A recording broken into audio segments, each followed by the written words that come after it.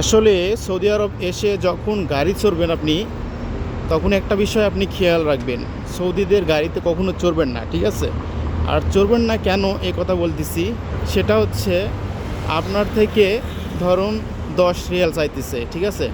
তো আপনি যদি 10 রিয়াল দিতে চান, তাহলে তারা কী করবে, গাড়িতে উঠায় নেবে, প্রথমে উঠায় নেবে, আচ্ছা ঠিক আছে 10 রিয়াল দিতে, এভাবে গাড়িতে উঠায় নেবে, নেওয়ার পরে তারপরে যখন আপনি জায়গা মতো যাবেন, তখন কিন্তু আপনার থেকে 20 টাকা কিংবা 15 টাকা 20 টাকা এরকমভাবে নেবে, ঠিক আছে? তো যাই হোক, আমি গাড়ি নামা পাওয়ার কারণে কিন্তু উঠছিলাম, তো জায়গা মতো কিন্তু নামতে পারিনি, ঠিক আছে? তারপরে কিন্তু নামতে হলো, কারণ ওরা হচ্ছে সৌদি, আর সৌদির বাচ্চারা অনেকাংশে ভালো অনেকাংশে খারাপ হয়ে থাকে। তো যাই হোক, তাদের ইয়েতে আসছি, তাদের নিয়মকানুন, আর তারা যদি একটু ফোন দেয় তাহলে কিন্তু সমস্যা, ঠিক আছে? তো যাই হোক, আপনারা ভালো থাকবেন, সুস্থ থাকবেন এবং দেখে শুনে চলবেন, ঠিক আছে? তো আমি হারামের কাছাকাছি চলে আসছি আলহামদুলিল্লাহ। এই পর্যন্ত আমার গন্তব্য ছিল। তো দেখেন কত সুন্দর রাস্তাঘাট, দেখছেন, পরিষ্কার পরিচ্ছন্ন পরিবেশ।